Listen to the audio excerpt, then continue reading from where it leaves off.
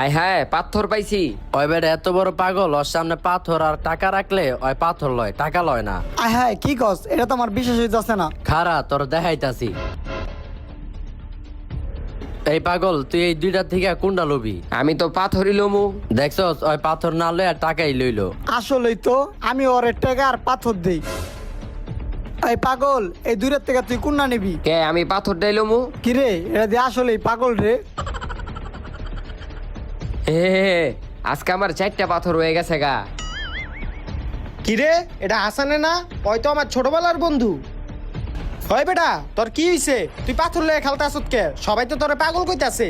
আচ্ছা আচ্ছা তুই আমার একটা কথা ক, সবাই তোরে টাকা আর পাথর হাদে, তুই টাকা না লিয়া পাথর লস কে? কারণ বন্ধু হুন, আমি এই পাথর লয়ে লইয়া আমি এই পিছনের বিল্ডিংটা উড়ে এলাইছি। যেদিন থেকে আমি টাকা উড়াই না শুরু করুম সেদিন থেকে ওরা আমার পাথর দিতে আইব না। পাগল আমি না, পাগল হলো ওরা।